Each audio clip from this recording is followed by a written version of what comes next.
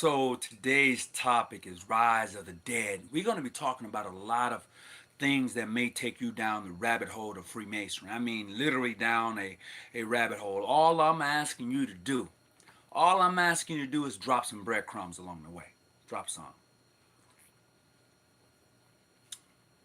Have me a little ginger ale, and we're going to have a great conversation. So I hope that you was able to pull up that lecture that I saved and shown on exclusive jurisdiction. I think that's a good lecture. I think you really enjoy it. Yeah, go check that out. Exclusive jurisdiction. I think you're going to really like that lecture. But today we're talking about rise of the dead or raise the dead, rise of the dead. But however, this conversation, I want to take you down a rabbit hole. I want to take you some places that you might feel uncomfortable talking in regards to Freemasonry. I want to go to those doors. I want to open up those particular degrees and things that you may not, that you may actually feel uncomfortable with. Because in Freemasonry, there are some avenues that make a person who's a Mason feel uncomfortable. That is the honest truth. If you are a Mason or thinking of becoming a Mason, I often tell people to go do your reading, do your research. I tell you to personally do that for yourself. Nobody else but yourself. If I give you some information, I want you to go back, research what I say, and then you can agree to disagree, share your information with me. I'm cool with that. Hey, what's going on there, Brother Diaz, Grandmaster Diaz from the Federal Lodge of Lux? How you doing? I appreciate you. John Hill, how you doing, my brother? So today, that's going to be that conversation. I want to send a big shout out to True Kinsman Lodge of Las Vegas, Faith Lodge of Las Vegas, Hosea Lodge of San Diego, for going out to Arizona this weekend. We had a great fellowship, a great time working this weekend. It was totally beautiful. Enjoyed the camaraderie of the brotherhood as one should. Brother Byers, I want to say how much I love you, man, how much the jurisdiction really loves you and appreciate you and your wife. You opened your doors to us. We had an awesome time. You know what? Man, that was one of the most relaxing times I've had in a minute. Brothers, sometimes you get a little older, you got to get your sleep now. Can't be doing what you used to do. Them brothers try to keep me up all night. I think I fell asleep about maybe 3:30, 4 in the morning, but it was worth it. The time that I spent with Brother Byers, his wife, his family, the brothers who came to fellowship, that time is unforgettable. It's nothing like spending times with people who respect you, with people who love you. There's nothing like it. I can go on and on about this weekend. It was great in Arizona. Let me tell you, the weather was beautiful. The hospitality was great. I had Wishful Master Walker to drive. Wishful Master Walker, he drove 10 hours. 10 hours this brother drove from up by Utah. So we're up there, came all the way down to Arizona to fellowship. He's the Wishful Master True Kinsman. And it was just amazing. And brother Goodman drove from Las Vegas, and the other brothers. It was just totally amazing. And this is, to me, this is that part of Freemasonry I really, really enjoy. I love it. This brother rolled out the red carpet. We had breakfast in the morning. We had dinner. We barbecued. We felt. I can go on and on. But anyway, let's talk about the rise of the dead. Let's have that conversation. Because I know a lot of people feel uncomfortable talking about voodoo or voodoo. Either way you want to cut that. What's up, Brother Isaac? I know a lot of people feel uncomfortable sometimes talking about those very things. And I would tell you this, and I've said it before, outside of the United States, Masonry is practiced differently. So if you are able to travel, I mean literally go and visit outside, you do that for yourself. See something different besides what you see here. However, on top of that, most Masons wear Masonic rings. Most of you have Masonic rings on, but you don't even know what the ring really means. I'm going to give you that, okay? I'm going to give you that ring, all right? And what it means to wear that ring, all right? One of my dear brothers from North Carolina dropped me off this book. You see this book right here? Get this book, brothers. Sisters, get this book too. I ain't gonna leave y'all. Get the book. Get the book. You see it right there, right? All right, get this book. This book is called The Creator. Okay, The Creator. Key of Solomon. Okay, The Creator, Key of Solomon. All right, get that book. Also, not only get that book, get this book too. All right, The Lesser Keys of Solomon. Now, the reason I say that because in these two books, they gonna take you down a rabbit hole. Please drop some breadcrumbs. Please drop some breadcrumbs. We're gonna talk about Solomon using magic to summon demons or the spirits to build a temple, and why the Masonic ring is so important. Some of you have heard me say this, and I'm gonna say it again, is that there's only two times in the North American diaspora that you receive a Masonic ring. One is in the LOP, Lodge of Perfection, and one is when you get your 33rd. However, most of us who are Master Masons, we choose to want to wear that ring when we become Master Masons. Greetings, everybody. So, you know, what we do is we go get the ring. Once we've gone through the process, we have initiated, we've done the thing. We are happy to be Masons. We are excited. We go get the ring. But do you understand the ability of the ring? I have two of them on. I have my 33rd ring on, and then I have my 32nd ring with all of the degrees on this ring. This ring here has all of the Masonic emblems on the side. It has them all on the side, all under there. It has them all. So I have the less book. The lesser keys, you have the lesser keys to Solomon. You have this one. Man, we're going to get into that. So we're going to talk about Solomon in that ring, okay? That ring. So you who are Master Mason, you have a ring on. And the ring is important because what that ring is supposed to be is your seal. That ring is your seal. You need to understand what that means. That means when you summon something, when you call things as it is, when you are able to reach deep into the spirit of man, you're able to call that into existence, period. You need to be able to call it as it is. You know how many people say that, you know, you need to be in tune with the universe. That ring is your seal. So, in the book, oh, you have both? Great books, huh? These are good books. So in these particular books, if I'm not mistaken, is that when Solomon was summoning the spirits, each one of those spirits helped him in creating and building what we know of as King Solomon's temple. Each one of those spirits had something that Solomon wanted from them. And so he was able to capture them with that ring, okay? The ring that we wear, we call it a Masonic ring. Actually, that is your ring of the seal, your seal. So what we do is when we begin to travel as Masons, we should be able to call things into existence, okay? So in saying that, when you see the ring of a brother, you greet him. You are drawn to him because you understand that he's a brother.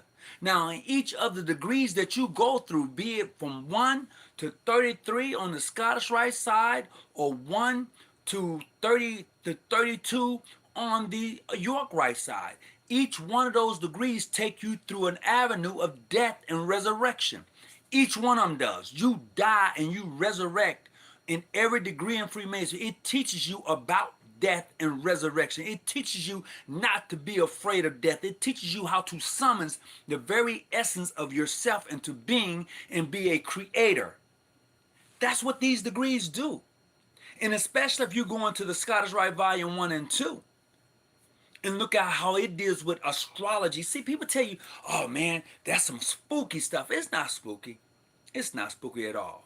See, in the ancient customs, greetings, how you doing?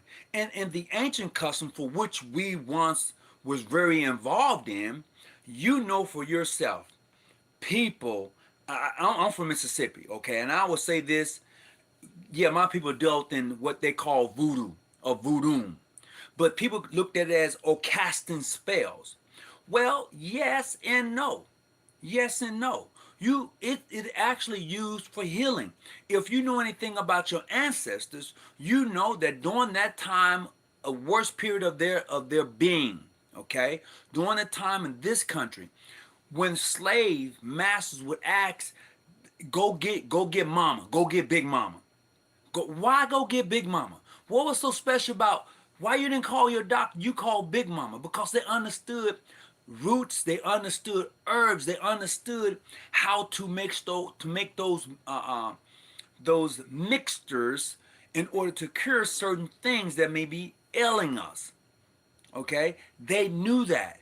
But what happened was is that they made it so spooky and so scary until even we stopped using them. If you're anywhere down on this in on Louisiana, though that part of the world, you know for yourself.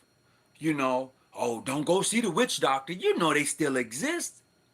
You know that. You know, that's a fact. My father's from Louisiana, New Orleans. My grand, oh yeah, have remedies for everything, but we have gotten away from that.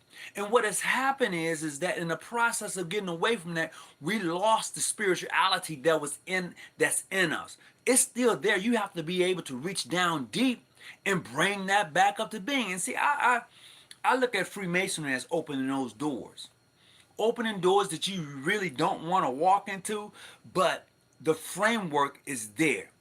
You know, the framework is there. And so when who's a Freemason, began to go into these very different portals, I call them portals because of what they offer, because you're going to find something different. And I know people would say, well, there's only 3 degrees in Masonry.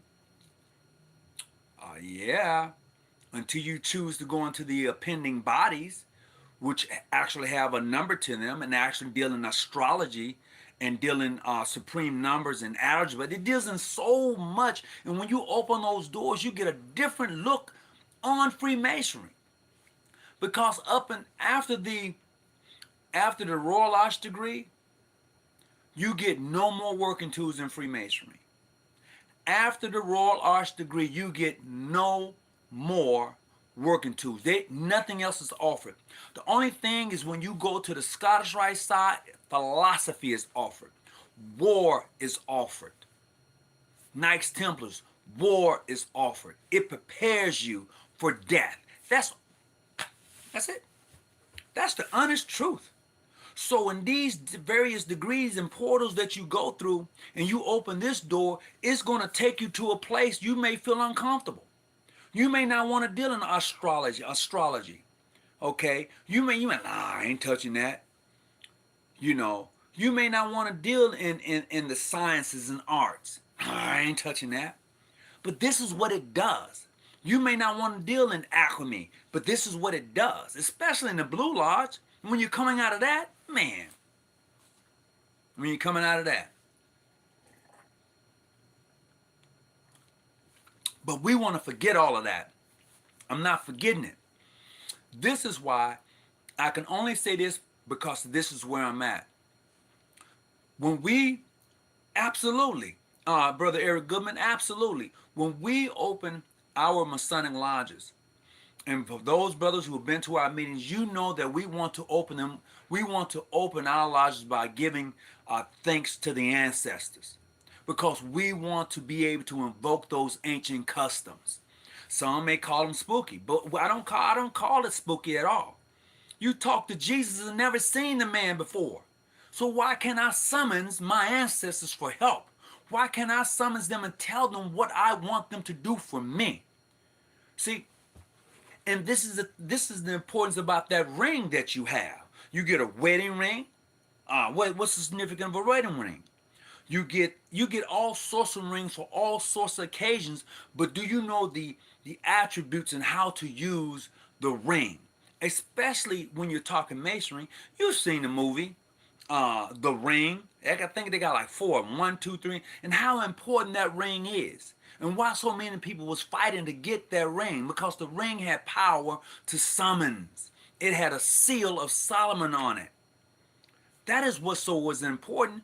Greetings, how you doing in cybersecurity? Appreciate you. So this is why it was so important. But what we do is that we're so spooked out on our own customs until we become afraid. Don't be afraid of customs that belongs to you. Open that door, but just drop some breadcrumbs along the way. I don't want you to be too like, God, why did I do that? Open the door, drop some breadcrumbs along the way, go a little bit, come back, gather yourself, go a little bit farther. And I say that because of my own journey. I just didn't jump into this and say, oh, I'm here. That was a process. It was a process for me to begin to communicate with ancestors and to bring that into my being, into my spirit, and be able to have a better understanding of what that means to me. It was a process for me to set up an altar. It was a process for me to open up various books that gave me a variety of experience and readings in order to have this relationship and understand that relationship between me and those who have transitioned. Okay? They didn't die, they transitioned. Energy doesn't die. We all know this. This is a fact. It doesn't die. Energy continues to exist. It does. It continues to exist. It goes on and on and on. And if you ever think about waves and sound, see, most people think wave, this is a wave. That's that no. Waves is waves are direct. They are direct. Vibrations is direct. See, when most people think of waves, they no. Waves is straightforward. They are straightforward, you know, and that is so real. And then when you look at vibration, see, that's another thing. Those of us who are grounded, those of us who know, vibration does things to your body. Vibration does things to your body. And you may say, well, how is this connected to rise of the dead? How is that connected?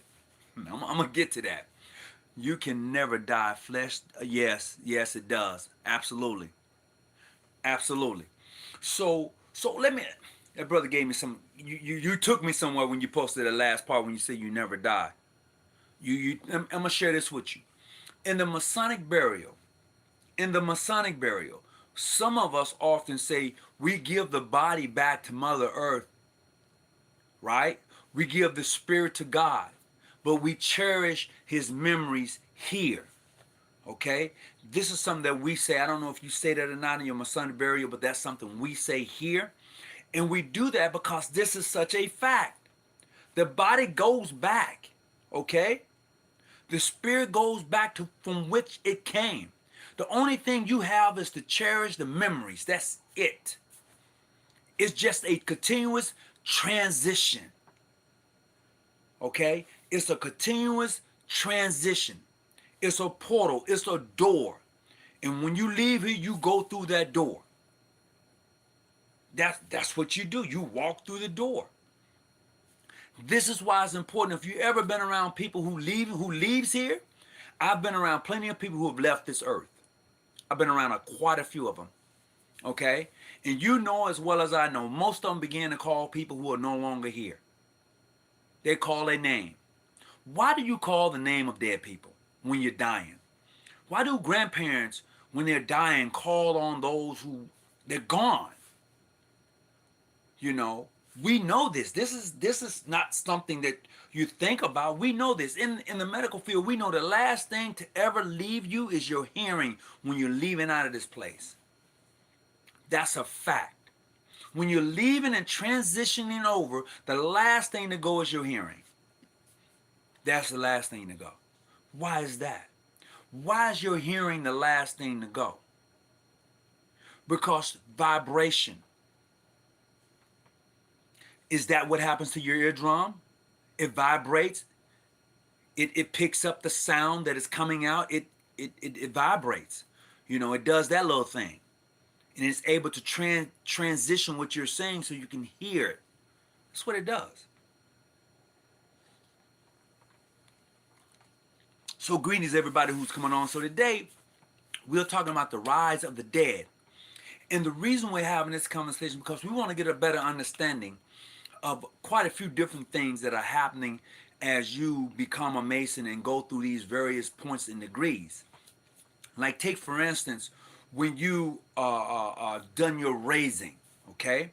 Once you've done your raising in that third degree, you go to the Royal Arch degree in this jurisdiction. Once you get over there, after you have done that, what you do then, you die again. How do you die again when you go into the Royal Arch? Is it not true that you're lured into a cave of some sort, and there you find something very beautiful, and you bring it up, and it has a name on it, right? Those are the last time you get working tools. And after that, you'll enter into the Rose Cross, not the Rose Cross, Knights of the Red Cross, Knights of Malta, and then the Knights of Templars. All of that is preparing you for battle, for war. What type of war is that preparing you for? Well, if you're a Christian, when you get to the Knights Templars, you take a solemn obligation to fight for Christianity. I said that. Oh, no, you don't. No, you don't. Apostle Creed. Some may or some may not take it. But the Apostle Creed, you take that. You say that. You say that. If you don't, you should. Because somewhere along the line, you're supposed to be on a hill called Golgotha. Somewhere down the line, you're supposed to be pierced. Somewhere along the line, you're going to get hung. I'm just throwing little hints out there because some of us tend to forget the brutality of the degree work for which you go through. You be like, oh yeah, I'm a Knights Templar. And you really didn't go through anything, you know? Oh yeah, most definitely, Hill of Skulls. What's up, Brother Brandon Lewis? How you doing?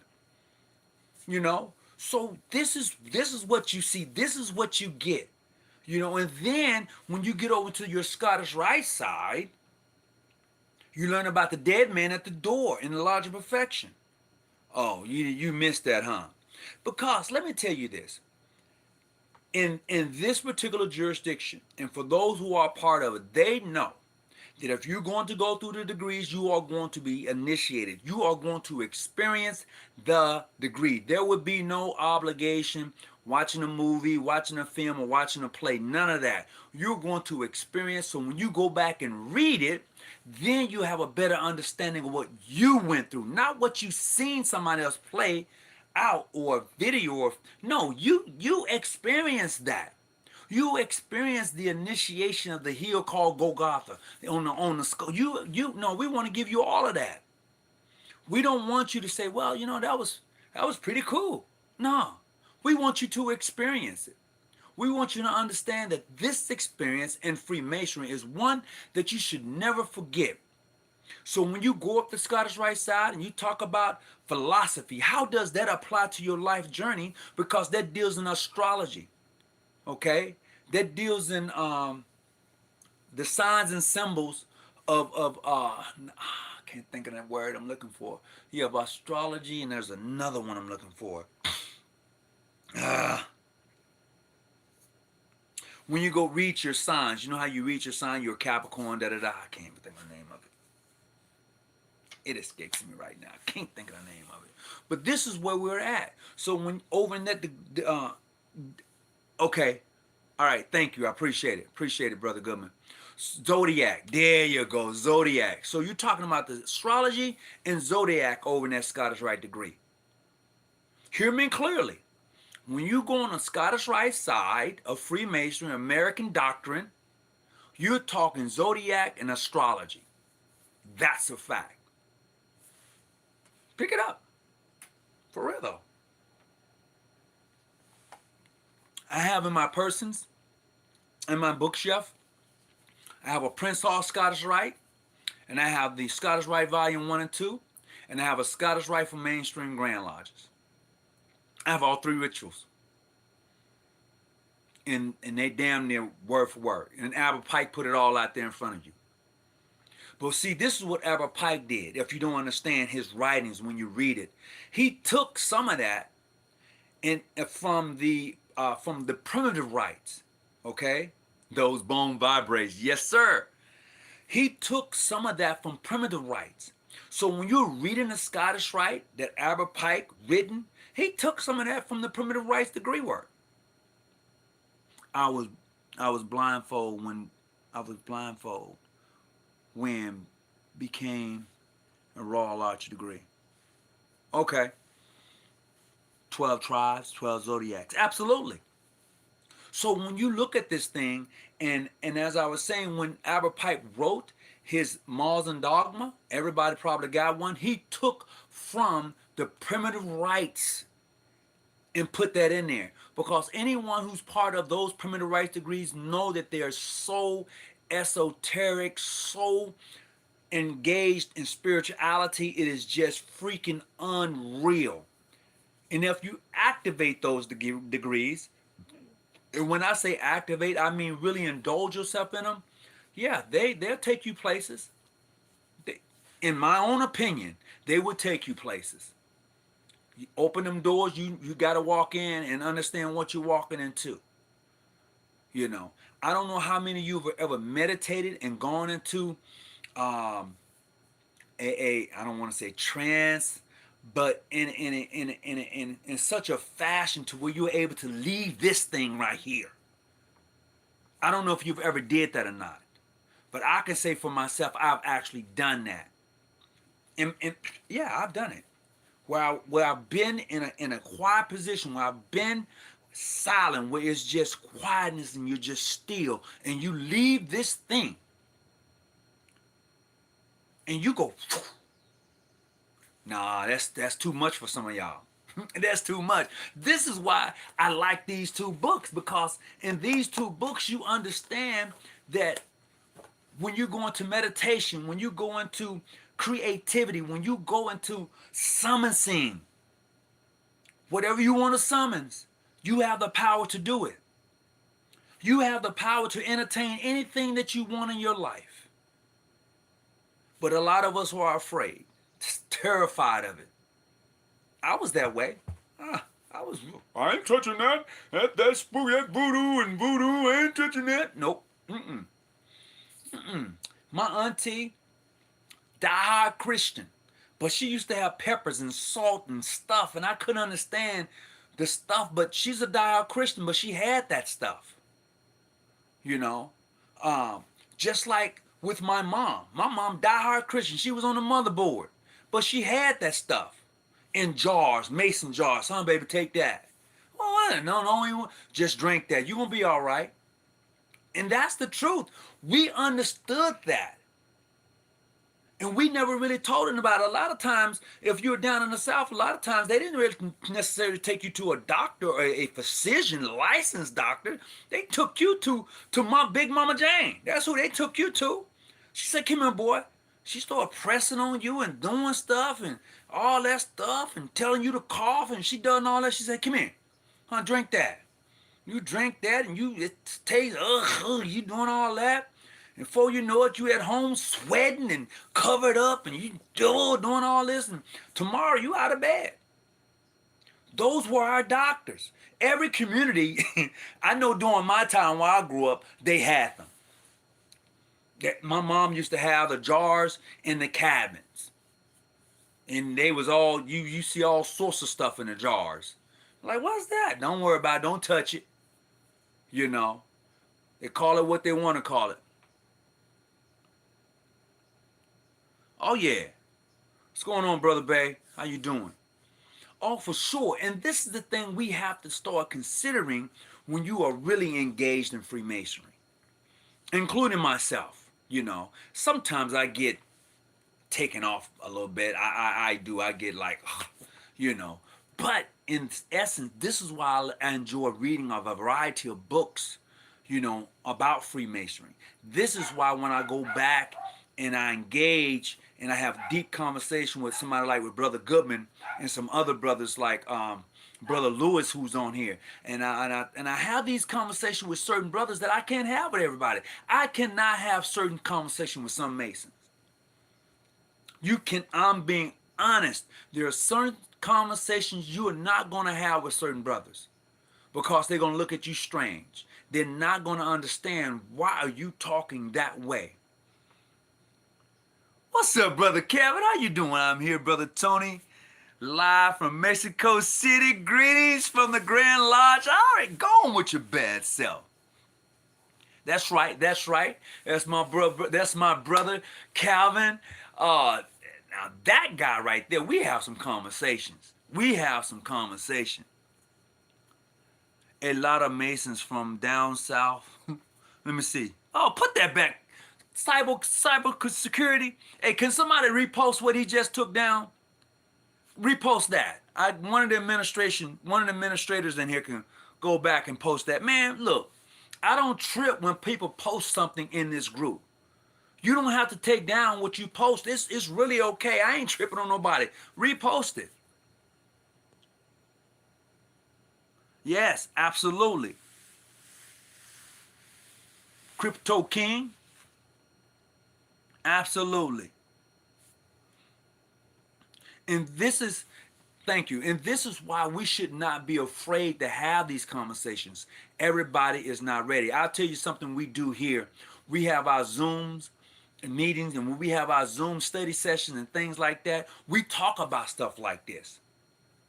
Trust me, brothers want to have the conversation, but it's only a few people you can talk to about what you read and have a better understanding. And I tell you, Manly P. Hall opened a door for a lot of us. Not only did Manly P. Hall do that, we have a lot of our black Masons who've done the same thing. Open a lot of doors on various aspects of Freemasonry, what that means to you. How does that translate into Freemasonry? What does it mean to be raised from a dead level to a living perpendicular? How does that apply to your life? And then when you go into these other degrees and you find out how brutal they are and what they're supposed to really mean, and how when you go into I just said it just a little while ago. Primitive rights, when you go into the primitive rights degree work, you will see for yourself how that translates. And I can only say that because that's where I'm at. You'll see how to look back and say, well, damn. Because those degrees incorporate everything that you said. Okay? Everything that you said and coming up on the various different degrees. Those degrees of primitive rights expand on it. Okay, then what happens is you have to realize how that bond that you have, that you claim you have, everybody don't have that bond, and what that really means. Because you are being prepared to die. Yeah, that's what it does. It prepares you for death. Everything in Freemasonry prepares you for death. I like it. Because I'm going to die. It's the truth. I don't know what y'all thinking. It's the truth. They will look at you strange or go crazy from the knowledge they couldn't accept. Brother, this is why it's important for you to have a nice library. I'm telling you. And I suspect that when I leave this place, my kids are going to go through my library and they're going to be like, my dad? Yeah, for real though. For real, because I'm not locked in to religion. I'm not. From the death from his plane, transition to the next. Absolutely. I'm not locked into religion.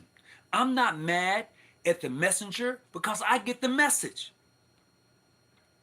See, when you get the message of what's being translated through the various religions, you no longer have an issue with them. You shouldn't. And you shouldn't get caught up in the dogma of religion, because all I'm saying, Christ loves you, Christ this, Christ that. All I'm talking the Bible. but they picking and choosing. This is why it's important to understand the good, the bad, and the ugly when you're dealing with that particular book. Not only that book, when you're dealing with the Quran. And this is why it's important for those of you who choose to become Shriners. And stop looking at Shriners as this playhouse, this drunken house, this place where you go, you want to camel walk all the time. Look, I camel walk. I like it. But I respect Shrindom and what it brings to me in my life. I respect that. I enjoy that. Okay? We don't put women's in dresses. All right? That's an abomination to what you're trying to do. No, we're not going to put you in that. No, that's sick. And this is what people have done to Shrindom. This is what people have done to the blue, what we call the blue house of masonry. Okay? And if you understand anything about that, there's 3 levels in it. Just like you have earth, then you have the celestial, and then you have the brain freeze. Somebody help me out. There's another plane. Can't think. There's another plane. If somebody could put it in there for me. And this is the process that you go through when you're being raised. Because on the ground floor of King Solomon's temple, then you go to the inner chambers, then you go to the holies of holies. And where is that?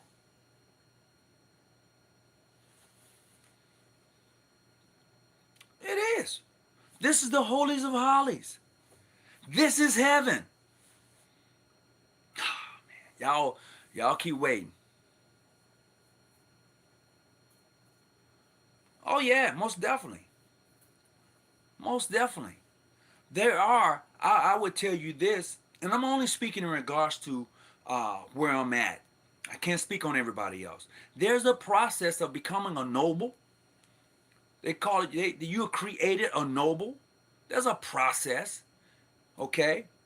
You go through various tasks, but the task is not to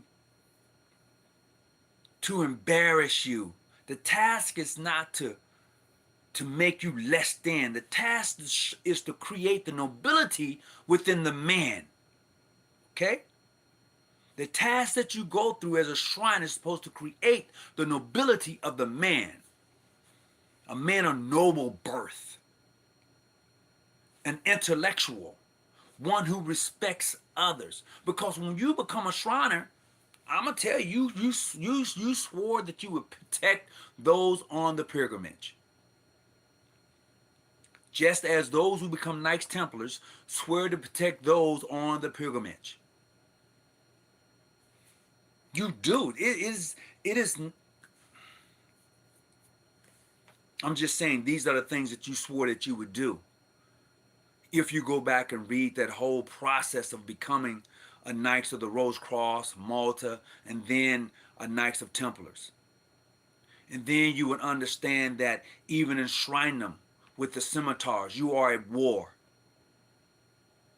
Every degree after the Royal Arch degree is an instrument of war. Every degree on the philosophy side of the Scottish Rite here in America is about war. It prepares you for that. And then the climax is the 33rd degree in America. Okay, on the Scottish Rite. That's the climax. And you understand that journey. Absolutely. Absolutely, Brother Calvin. You are so right. Symbolically, the picture of Alice holding the earth is Brandon Lewis. You know we had that conversation. Absolutely. So when you are searching for the kingdom of heaven, it's in the book. All the books tell you the same thing. You are the universe. This is your world. It's whatever you make it. And sometimes some of us are born in various places until it's like, what? 33rd bring balance of life and death to the next level. In the symbolic degree 1, 2, 3 of the ancient accepted Scottish Rite is process connected with oneself.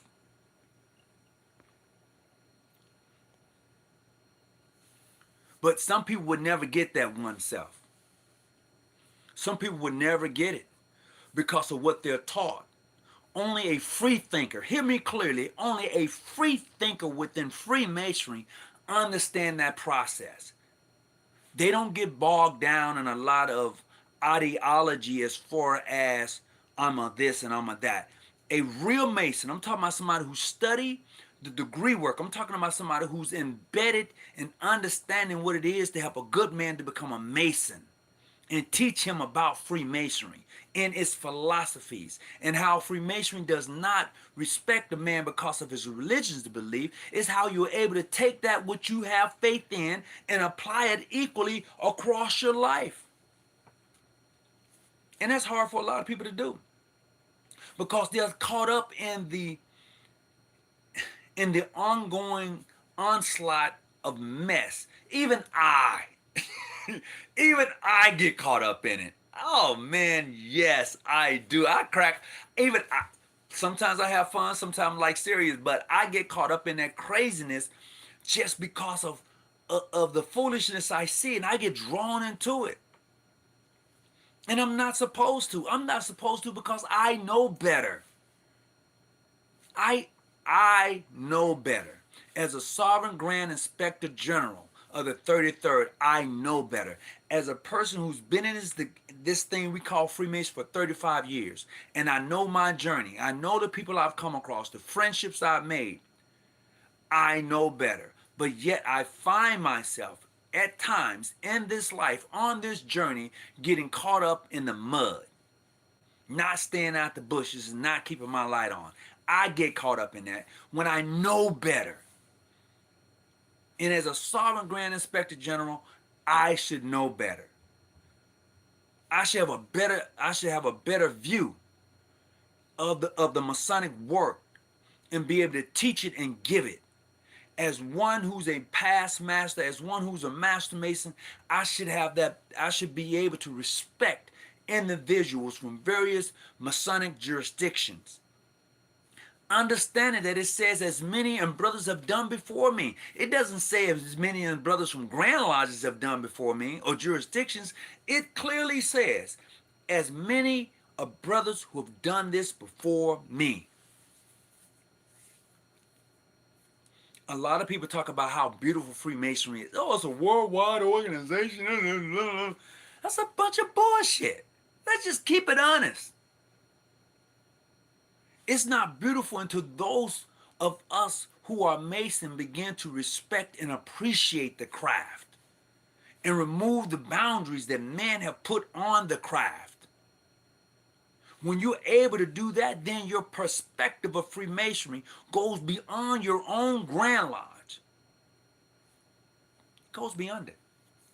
By the third degree, if you master self, you then reach the holiness of holies and can look down the winding stairs case you just climbed and see the grand design by the grand architect of the universe. Absolutely.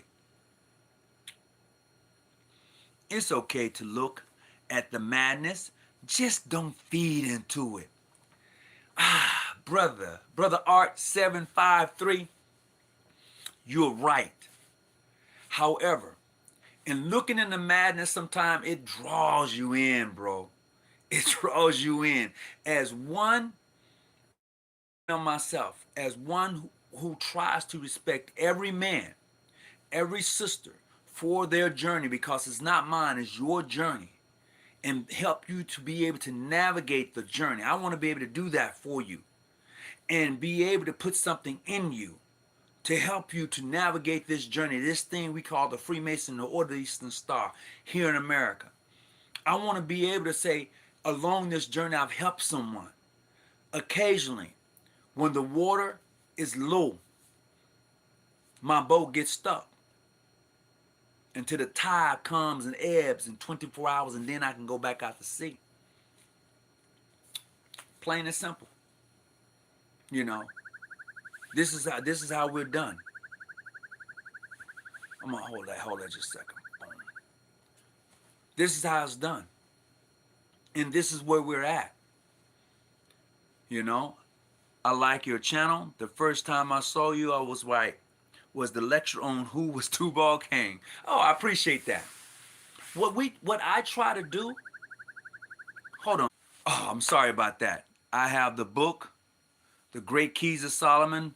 I want to get the highest altitude that humanity possible. Absolutely. Get it. Greetings, Brother Hawkins. It's me, brother. Oh, what's going on, Brother Scott? Change my. Okay, all right, all right. I appreciate that. I appreciate that. Some eagles don't know how to eat on the on the yard. Look at you on the yard. That's right. That's right. Absolutely. Absolutely. But this is the beauty that I find. Like, I'm gonna tell you this. So for those of you who may or may not know, brother Debo Teller, a very, very good friend of mine. He passed away a few years ago. And I want to use him for an example. This brother, I've never seen him personally update. I mean, personally, when I say I've never shook his hands, never. But I've had conversation with him for the past 5 years, 4 years. We were all in this group chat. And because of who he was to me and how he spoke in regards to Freemasonry, I did not realize how deeply our tie was. Still is. But so upon his passing, I cried like a baby. And he was not my like blood brother.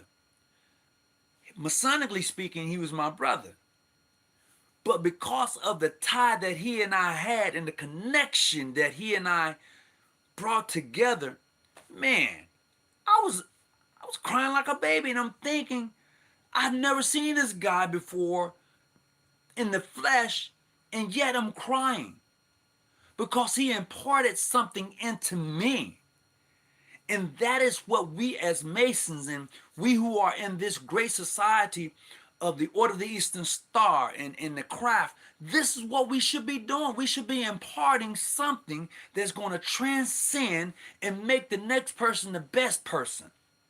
You can't do that by tearing the next man down. You can't do it. So that ring that you wear, your seal that you have on, be it whether you're a Lodge of Perfection, whether you have a 33rd ring on or a Knights Templar ring on, whatever Masonic seal you may wear on your ring, you can't elevate when you're tearing someone else's down. You can't summons the inner spirits that's in you to build. You can't do it because you don't know how to level yourself out. Now, occasionally, hell, I don't know how to level out sometimes because I do. But in the process, it's growth. It is growth. Absolutely. What's going on there, Brother Green? How you doing? So when you open various books and they give you a different spiel on Freemasonry, it's only to enlighten you. It's only to open that door, that portal that you must go through and understand in order to have a better understanding of the craft for which you're a part of. There are so many other Masonic rites that are out there. It will blow your mind. Hear me clearly. There are other Masonic rites out there that would mess you up because some of us aren't ready for those particular rites the rites that you have to go through. You're not, including me. Hell. You know, the oaths that you take. And I'm going to tell you this here, and this is a crazy thing. My next video is going to be on the Jesuits. Okay? I don't know how many of you know about the Jesuits, but that's going to be my next video. My next podcast, when I come on, we're going to talk about the Jesuits and their oaths and obligation that they take. Oh, see, let me share this with you. For those of you who know or may not know. See, the Pope is supposed to remain in office until his death. This is the first time we've ever had a pope who's a part of the Jesuits, and then there's another pope who's actually serving as pope. You have two popes living at the same time. First time ever. One seems to be in retirement, and one is running the Catholic Church, the universal church. Catch that on the way home. Oh, yeah. Because when you are in these various degrees, you pay homage. Oh, come on. You don't tell me you didn't know that. Some of you need to pick up some extra books. Some of you need to pick up some extra books. Look at for those of you who are 33rds, for those of you who are 32nds, look on your certificate and see if it says Holy See. And if it says Holy See, go and look up the word and definition to Holy See and see who that pays homage to. And come back and we'll have that conversation. Because there's a lot of things on your certificates that you get that are in reference to the Pope, that are in reference to the Roman Church. I'm just saying, I enjoy Masonry that way. I need a book list of yours. You know. And this, to me, this is the beauty of it all.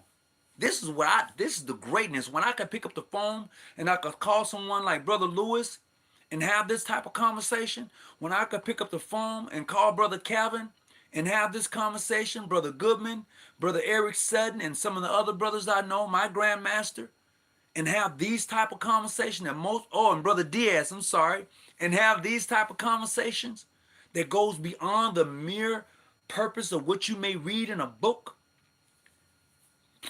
We up all night. I'm calling Brother Calvin. We up at 1, 2 o'clock in the morning. That's a fact.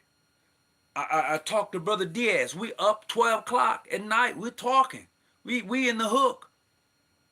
You know, Brother Goodman, the same thing. These are just brothers that I have these type of conversations with. And everybody can't have the conversation because it would scare some people.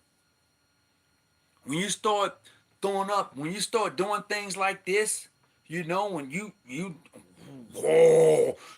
Satan, no. You just been, you just know some other people don't know. It's plain and simple. He riding that goat. Yeah, absolutely. Lucifer, the light bringer, the light bearer. I know people, oh, he's a Satan. Oh, he believes in Satan. And Greetings. What's going on? Grand Lodge of Detroit. Could you give the name of the two books that you showed? Okay, so one book is called The Greater Key of Solomon. That's this one. Okay, great book. And then the next book is called The Lesser Keys of Solomon. Now, I will tell you, when you get into these particular books, please be aware of the rabbit hole you're going to go down. That's all I'm saying. The book of all religions. Please be aware of what you're going to go down. I'm going to pull up a couple more books for you. Hold on just a second.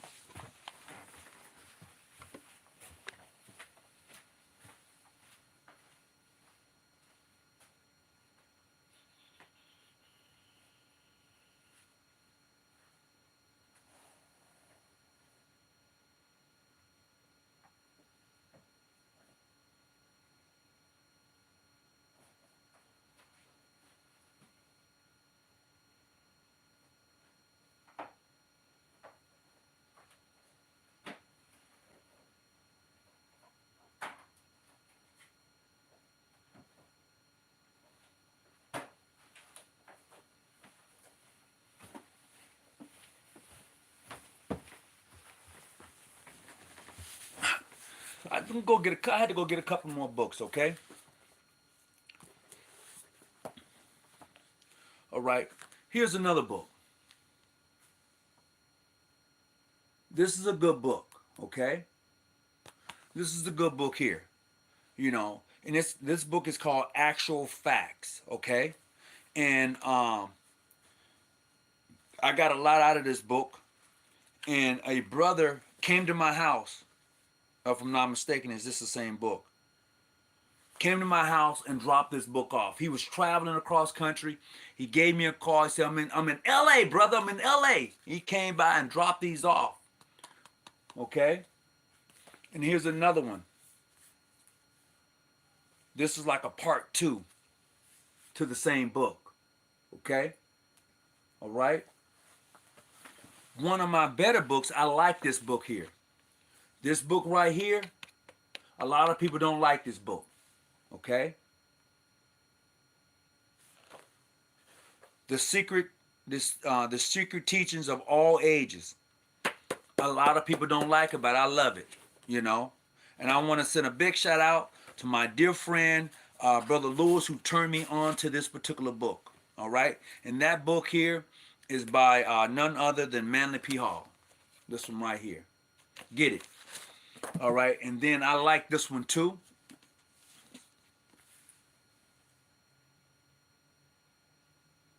I like this one too. Who is the King of Glory? That one right there. You know. That one right there. It's you know, I don't get a chance to actually, really dog into some of these books. Some of them I open up and I just read, and I have to put it down. I have to put them down because some of the stuff be like, wow, you know. And then they reference, what I like about it, they reference other books, other places you can go.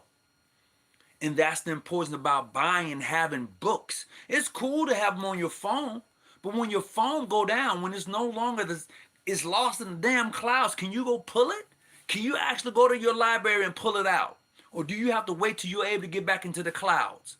I want to be able to, I want something tangible to be able to read and to say, well, dang it, didn't know. Oh, wow. And when books are referencing other books, you know it's a great book to have in your library. It's a great book to have. And this is how you be, this is to me, in my own personal opinion, how you are able to rise up. You know, you never want to be that same person. And I will tell you this, for some of you who've been watching me for the past few years, I've had this channel, John G. Jones Research Lodge 147. I even go back and watch the transition myself. Because if I'm not growing, how can I talk to you about growth? How can I talk to you about being raised from a dead level to a living perpendicular? How can I talk to you about being the better Mason, the better Eastern Star, if I'm not growing? Because I have my faults, and I don't mind saying I do. You know, I don't mind saying I get caught up in the trashness of Freemasonry. Yes, I said it. I get caught up in the trashness of Freemasonry. You know, and I'm not supposed to, and I haven't gotten there yet. That's the next step I'm hoping to get to, is to be able to not allow myself, as the brother said so eloquently earlier, not to get caught up in the trashness of the madness of Masonry. The madness of knowing what I know versus someone trying to force their opinion upon me.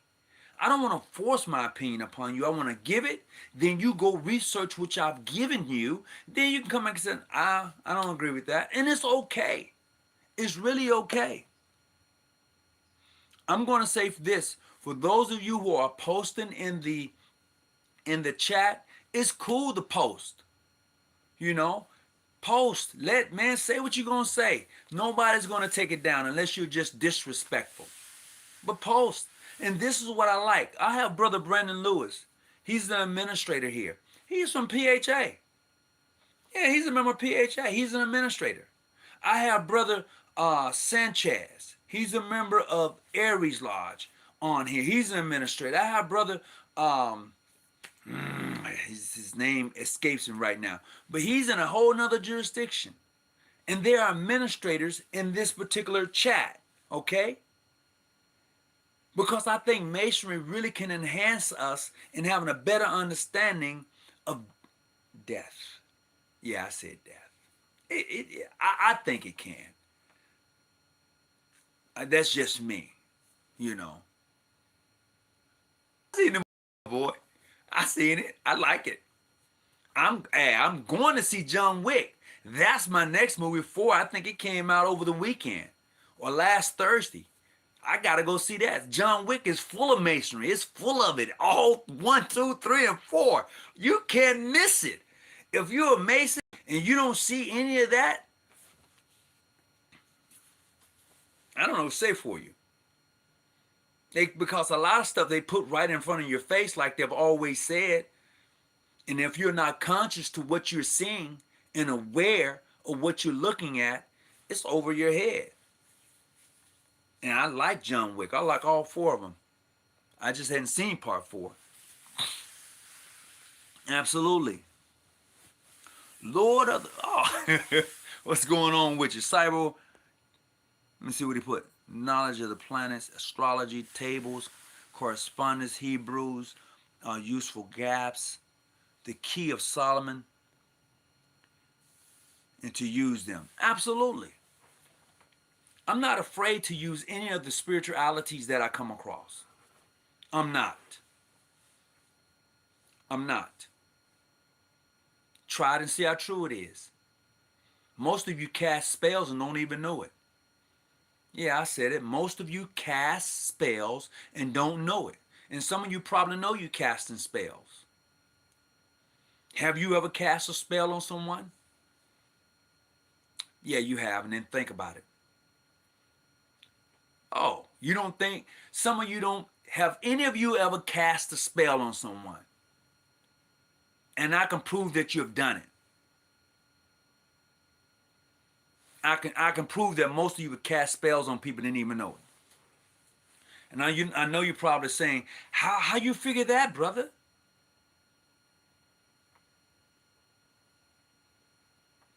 How do you figure that? It's called vocabulary. I'm just saying, most of you have cast spells on people and haven't thought about it, what you've said. And it's usually like this: I hate you. That's a spell. Absolutely. Saying good morning, that's a spell.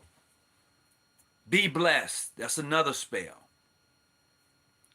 You do it every day in your words. You do it every day when you're talking to people, be it good or bad. This is why even the scripture tells you that the tongue gives death and life. It resurrects you or it kills you.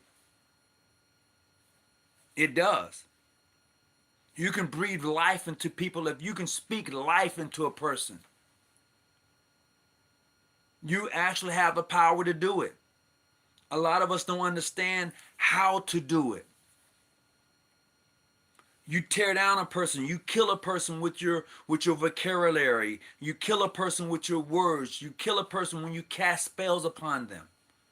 You raise a person up the same way. Man, you're great. Man, I love you. Oh, you're awesome. Casting spells, raising that person up. You know, can't stand you. You ain't no good. You never was no good. You just like your daddy. He ain't nothing. You ain't gonna be nothing. Casting spells. So when that young boy grow up to be nothing, you put that spell on him. You did that. When that young girl grew up to be nothing, you put that spell on her. You did that. You did that when they was coming up. So the expectations that you put on them was that they was not going to be anything. And then when they grew up to be nothing, you see, I told you. That's because you put the spell on them. That's what you did. You cast a spell on your own seeds. Or maybe you cast a spell on seeds of others. But that's what we do. We don't understand it. And this will sometimes happen even in Freemasonry. When you put your seal, on something. And this is why even in those days long gone, when the Pope put out a word, he took his ring and put it in clay, put his stamp on it, And it says it has his seal on it. And this is why you wear that ring. Put your seal on it. Boom. And an initial. And they read it out. Has your seal on it. If you know anything and you're an Eastern Star, and when Boaz met Ruth, he put a seal on it. And here's the connection between Boaz and Ruth. You Masons, you Eastern Stars. Boaz did what? He took off his left shoe and gave it as a contract. And what do you do when you enter the lodge as an enter apprentice? Oh, okay. All right. I'm just saying. And what does that word represents to you when you enter the lodge and receive that word? Oh, I'm just saying. So when you're able to bring that into life, when you're able to translate that and really use this thing we call Freemasonry, which wasn't Freemasonry a long time ago, the name has been changed to protect those who was once caretakers of it. Because that's what we are. We are caretakers of knowledge. We are. Everybody ain't ready for what you really want to say. But we are caretakers of knowledge. People say Masonry don't have secrets. They're a lie. It has a lot of secrets. It really does. The process is that when somebody tells you, you can't believe the shit. It's too hard. Am I right? I mean, literally, you Masons who've been around for a while, you know, Masons, there's a lot of secrets in Masonry. I just don't remember them all. But there's a lot of them. This is why I'm calling this the rise of the dead. Because a lot of secrets have died with a lot of different individuals. That's the honest truth. You know? That's real talk. And some of us don't like to have those real conversations. Because when you're a Mason, you're supposed to be in this la-la land. But do you study it? Meaning I would create as I speak. Absolutely. Proverbs 25, verse 2. What does it say? I don't recall it right offhand. I don't.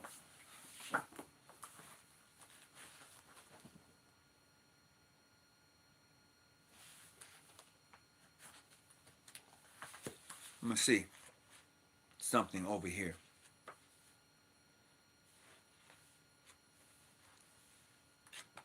Some of us are so programmed. And I'm going to share this with you. It says, everyone seek facts, truth, and confirmation. No one can really endure on the blind faith of hope. No one can really endure on the blind faith of hope. Hope gets you nowhere. But facts and truth and confirmation gets you everywhere.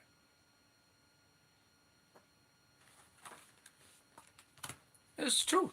I hope tomorrow will be a better day. When tomorrow comes, and if I got anything to do with it, within the power that I possess, it has to be a better day.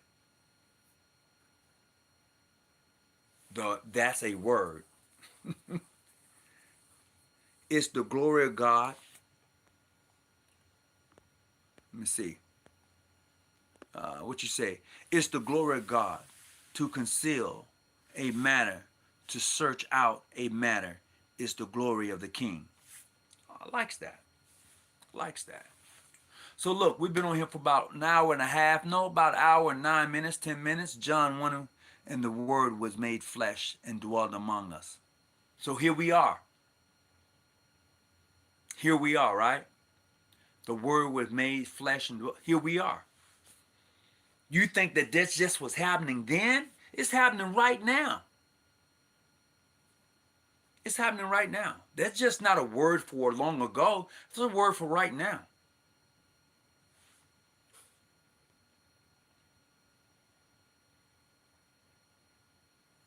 That part.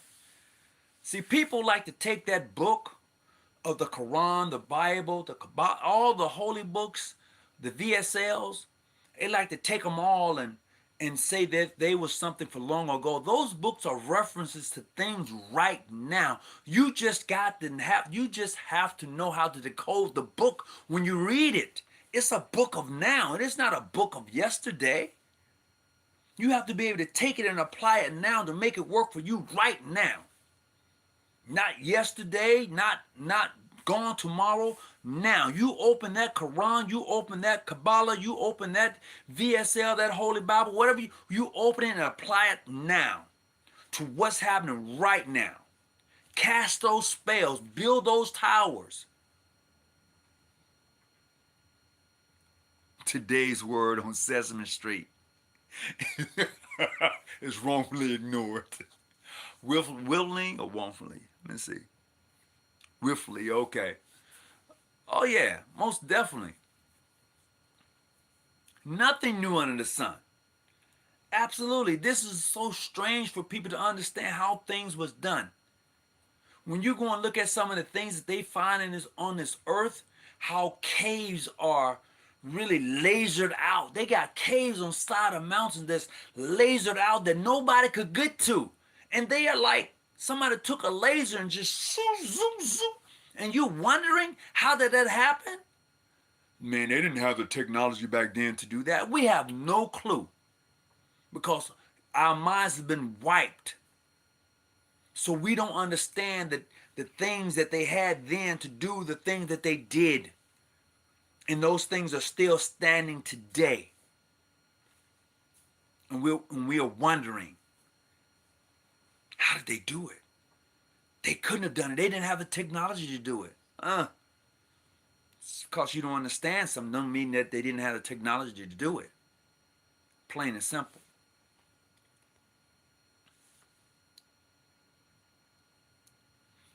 Greetings, Brother William. Greetings to you. Appreciate that. Absolutely. And this is the thing we have to understand. When I say raise of the dead, or rise of the dead, or raised in the dead, what does that look like? When you're capable, able to apply knowledge from the various books that are written out here, be it good, better, and different. When you're able to apply it, it opens you up. Come on. When you're able to have certain books at your fingertips, and you open those books up and you apply some of the things that are in those various books, it opens you up. The 24 powers of laws, this of attraction, that of this. When you apply that knowledge that is in those books to your life journey, it opens you up. You know? Created a point that still has its colors that lasting over 5,000. Yes, absolutely. It's what it is. You know, the Book of the Dead is another good book. You know, the Emerald Tablets. Great books for enlightening you on a process for which you are on this journey. Freemasonry is a journey of enlightenment, not a journey of bashing, not a journey of tearing down, but a journey of enlightenment. It is a process one must go through, an initiation rites of ceremonies. Okay? R-I-T-E, rites of ceremonies. It is a process for which you go through. Just like Rite Aid. You ever look at Rite Aid? It has a pharmacy in there. And what do you have in pharmacy? You have a lot of drugs. And what do? They break down. It's alchemy. It's chemicals. It's all of that. And this is the stuff you get out of Freemasonry. It's a rite. It's a rites of passage. When you go through these various degrees, these different portals, they open up your mind to various avenues and places. They send you on a trip, brother. Send you on a trip.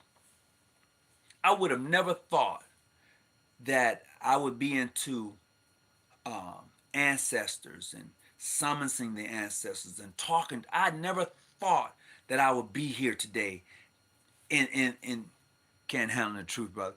I never thought I would be here talking about this as I am and be comfortable with it.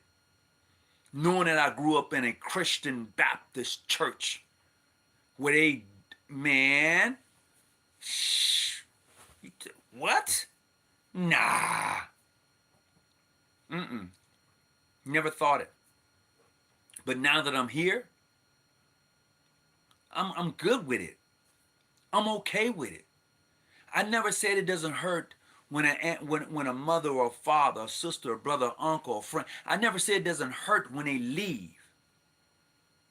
But to know that you were able to have a conversation with them in spirit, to know that you're able to summon them, yes, to know that very fact, they don't leave. They just transition. Catch them on the way home.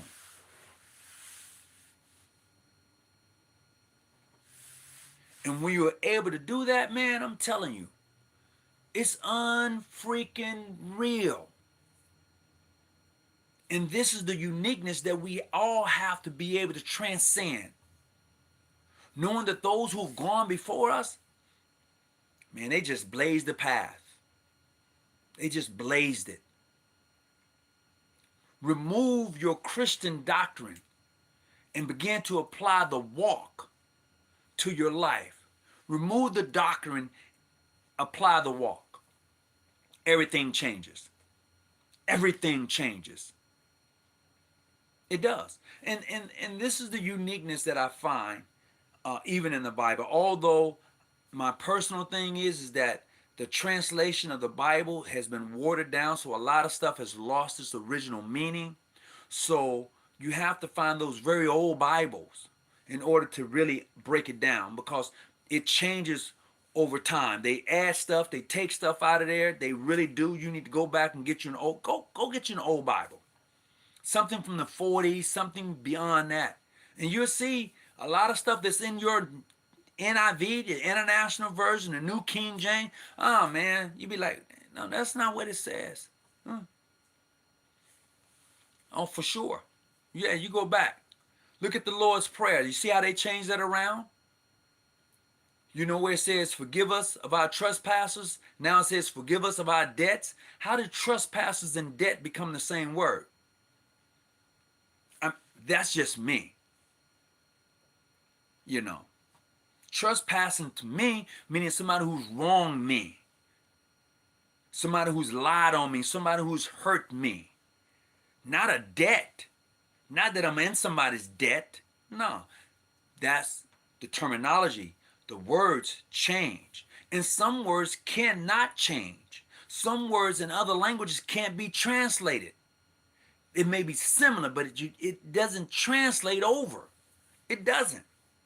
Some words in Greek and Hebrew don't transfer over into the English language.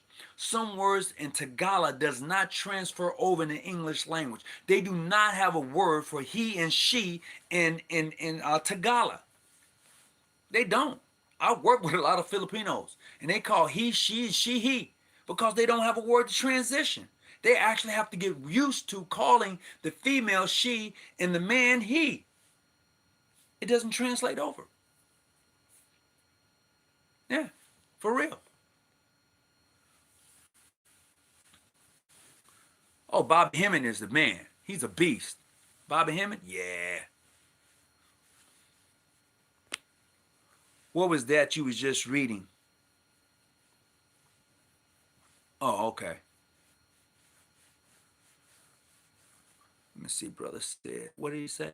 Our ancestors are pleased that we are thinking of them. Oh, man, look. Any of you ever had a reading? That should be my next show. Have any of you ever had a reading? I mean, a real reading. I ain't talking about, going to Miss Psych at Joanne's house. I mean, go have a real reading. I've had a reading. I've had a reading. It's interesting.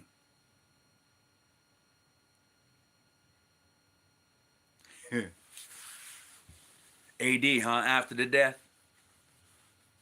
Yeah, I had a real reading some months back, and the lady that the high priest, the high priestess that did the reading, you know, she's pretty accurate about a lot of things, you know, and I was like at an aha moment in my life, to be honest with you.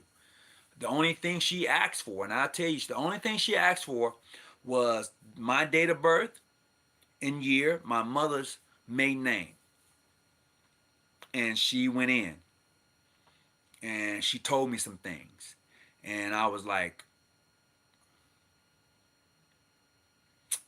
okay, all right.